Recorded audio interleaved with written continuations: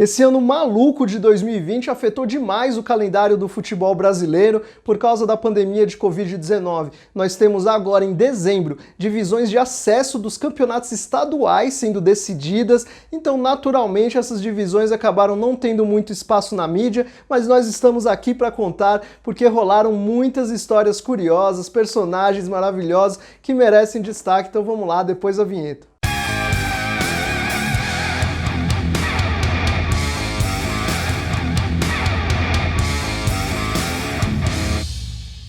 Você sabe qual é a melhor maneira de ficar bem informado sobre futebol? É baixando o aplicativo de futebol mais completo do mundo, OneFootball. Acesse o link que está aqui na descrição, baixe o aplicativo, configure lá da melhor forma para você e aproveite todas as funções que o aplicativo OneFootball tem. Quando você baixar lá, você vai conferir as várias funções, você tem notícias, tem estatísticas, tem tempo real, tem vídeos e agora tem transmissões de jogos ao vivo. Tem transmissão do Campeonato Alemão, tem transmissão da Ligue 1. É isso mesmo, você pode ver os jogos do atual campeão europeu, Bayern de Munique, pode ver os jogos do time do Neymar, tudo de graça no aplicativo de futebol mais completo do mundo. Então não perca tempo, baixe o aplicativo OneFootball acessando pelo link que está aqui na descrição. Sabemos que já rolaram vários acessos legais, várias histórias boas pelo Brasil nessas divisões de acesso dos campeonatos estaduais. Escolhi aqui alguns destaques, algumas histórias que me chamaram mais atenção, mas se você quer ver mais histórias como essa, deixa aí seu comentário de qual time você quer que a gente fale e não esqueça de deixar o seu like. Isso é muito importante para a gente ter certeza que você, amigo alternativo, quer mais uma parte desse vídeo. Azures, da segunda para a primeira divisão do Paraná. Esse é um clube empresa fundado em 2018, então tem muito pouca história, né, muito pouca tradição, mas tem algumas curiosidades aí que valem ser destacadas. A começar pelo nome, né? O clube chama Azures por causa de uma ave que em inglês chama-se Azure Jay, e aqui no Brasil é chamada de gralha azul, e ela tem uma função na natureza ali de espalhar sementes de araucárias, né, aquela árvore que a gente vê muito lá no Paraná, e aí tem todo o conceito, a ideia aí é que, assim como o Azure Jay, o Azures também vai espalhar talentos pelo futebol brasileiro, porque a principal intenção dos fundadores do clube empresa é exatamente formação de jogadores, então tem bastante trabalho de categoria de base, né? E apesar do trabalho ser focado em categorias de base, eles foram para o profissional a partir de 2018, quando foram fundados na cidade de Marmeleiro, né? Com um CT lá bem grande, com uma estrutura bem interessante, bem nova e bem legal. Eles foram lá, começaram a disputar a terceira divisão do Paraná em 2018 e conseguiram um acesso, apesar de terem ficado na quarta posição. Dois times, o Foz e o Arapongas, não puderam disputar a segunda divisão do ano seguinte por problemas diferentes, e aí o Azures acabou ficando com a vaga e se classificou para disputar a segunda divisão então em 2020. Para 2020, para ter condições de disputar a segunda divisão paranaense, o clube fechou uma parceria com a cidade de Pato Branco, cidade essa que quando a gente lembra, né, quando a gente cita que o Azures é de Pato Branco ou tem essa parceria, muita gente lembra de uma cobrança de pênalti aí que viralizou por causa da narração. O jogador do Pato Branco Esporte Clube errou a cobrança e aí veio uma narração fenomenal. Isso, Zezinho, meu garoto, pé e bola. Olha aqui, eu acho que depois da cobrança o juiz vai acabar o jogo. Vamos lá, Zezinho, vamos lá, Zezinho, vamos lá, Zezinho, Pato Branco batendo o coração, correu Zezinho, apontou, atirou, puta que pariu pra fora! Agora, voltando a falar do Azures, vale destacar um método de treino que eles têm, inovador, que foi anunciado desde quando o time foi fundado, que chama Campus 12, que tem relação com o Marcelo, lateral esquerdo do Real Madrid. Ele desenvolveu isso lá desde a Espanha, e aí o Azures está sendo o primeiro a trazer aqui para o Brasil. É um método que consiste em aplicar nos treinamentos práticas de futebol, futebol de areia e futsal. Isso porque eles entendem que os jogadores têm que passar, durante a formação, passar mais tempo com a bola, tendo mais contato com a bola. Eles entendem que atualmente os clubes limitam muito, né, por causa dos treinamentos, os jogadores chegando cada vez mais cedo nos clubes, eles são limitados a ter contato com a bola ali por cerca de 2 horas por dia. E aí, acrescentando nesse método Campus 12 aí, o futsal, o futebol de areia, lá no CT eles têm um terrão para os jogadores jogarem, né, sendo coordenados ali, mas jogarem a mais, além dos treinos, eles acreditam que os jogadores vão ter uma formação diferente, com mais contato com bola, vão desenvolver fundamentos complementares e aí vão ser jogadores melhores. É uma ideia que parece ser bem interessante, né? E apesar de toda essa visão aí de formação de jogadores jovens, eles têm uns veteranos de vez em quando. Um jogador conhecido que participou da campanha de 2020 é o Newton, lateral formado no Grêmio, né? Conhecido, você deve lembrar, jogou no Novo Hamburgo também.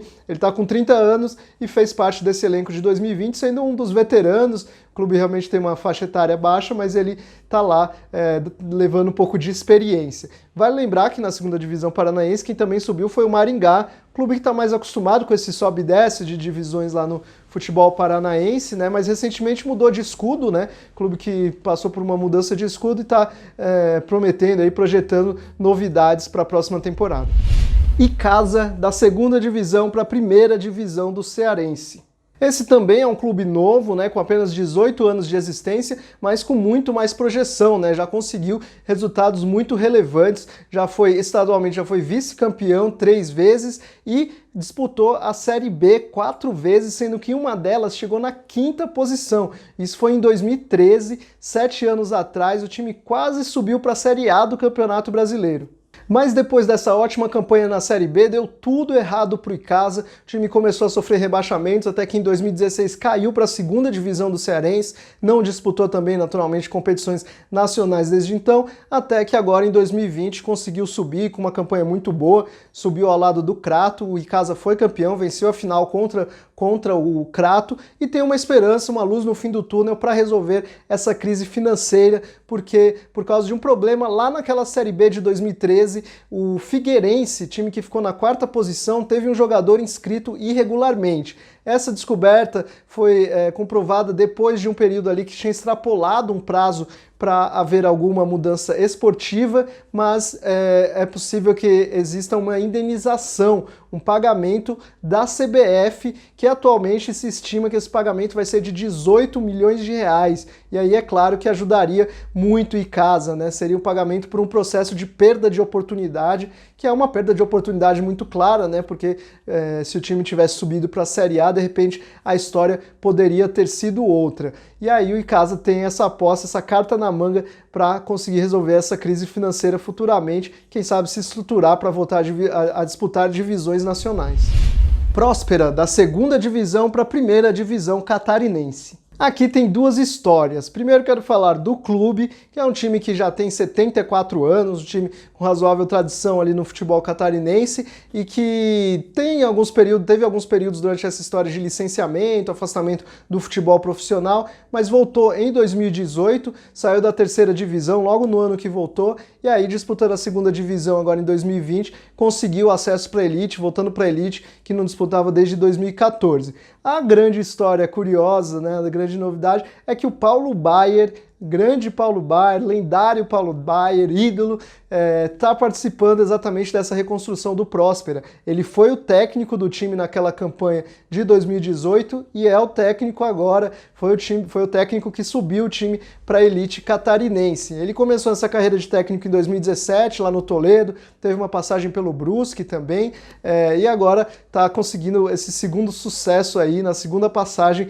pelo Próspera. Então, Paulo Baier, usando toda a sua experiência de mais de 100 anos de futebol, né, tá virando um técnico promissor. E vale dar também os parabéns para o Hercílio Luz e o Metropolitano, times que também subiram para a primeira divisão catarinense, foram muito bem.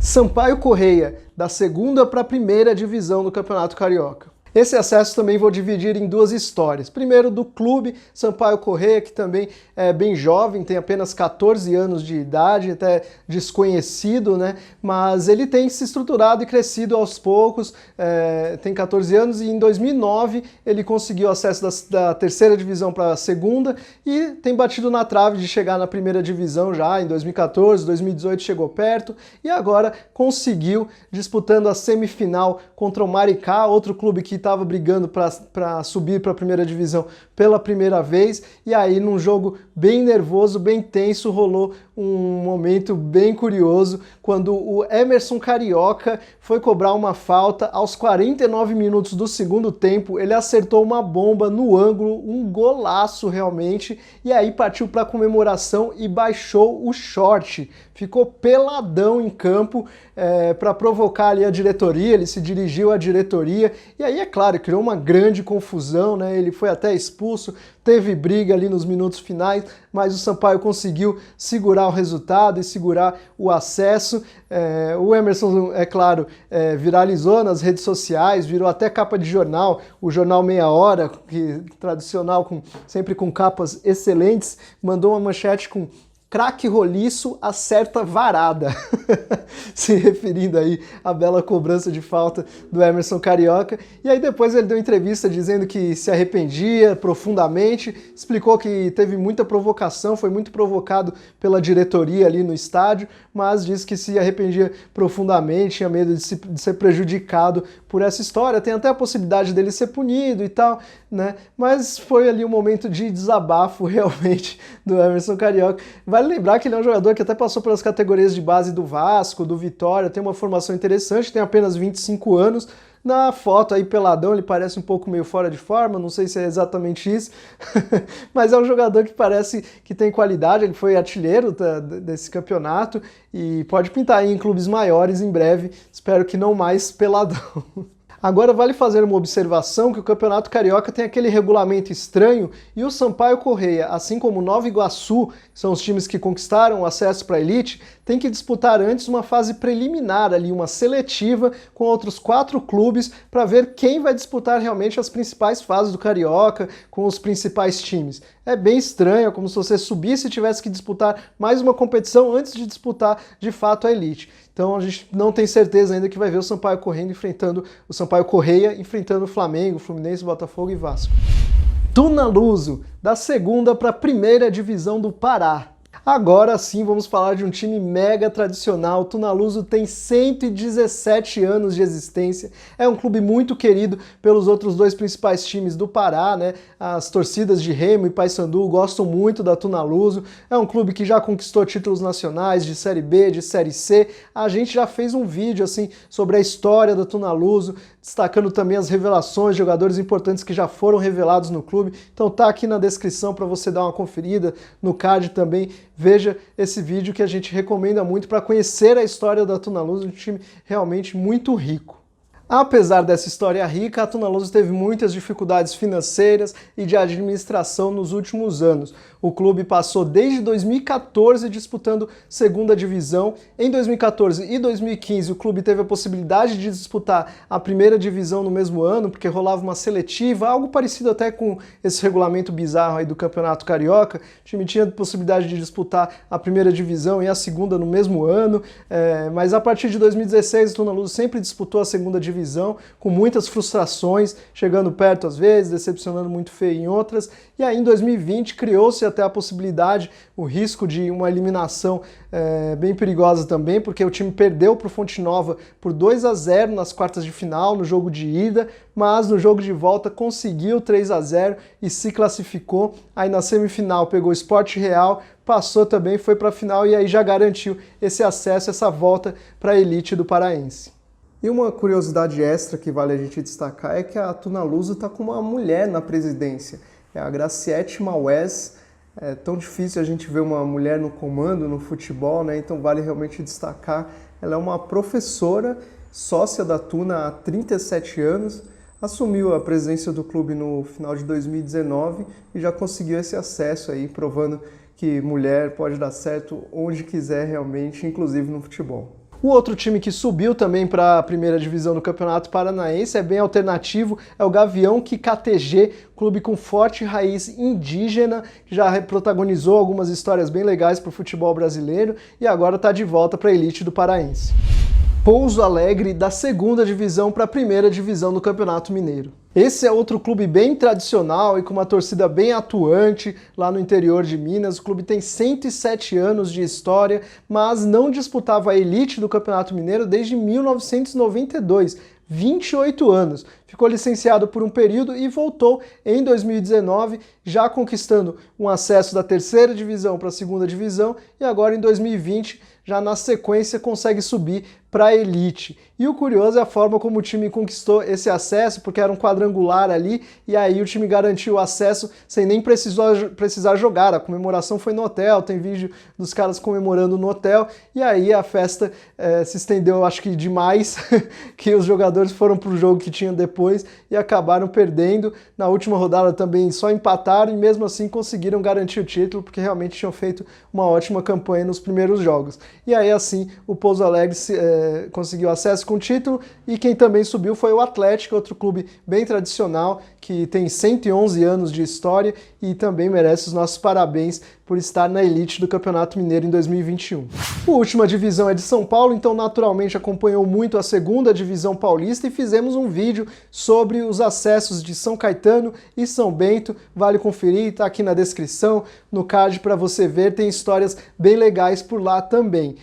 E por último recado, quero deixar o convite para você comentar aí qual foi o acesso que a gente não comentou aqui, que a gente não fez no vídeo, que podemos fazer numa parte 2, se realmente surgirem bastante interessados, vários comentários, vários likes, inscritos, não deixem de se inscrever no canal e ativar as notificações, compartilhe com os amigos e ajude o Última Divisão a crescer, também se inscrevendo nas nossas redes sociais, lá a gente está sempre falando desses acessos, dos times que sobem, destacando tudo isso em primeira mão, assim que acontece, né? Então, acompanhe a Última Divisão em todas as plataformas, não esqueça de deixar seu comentário e até a próxima!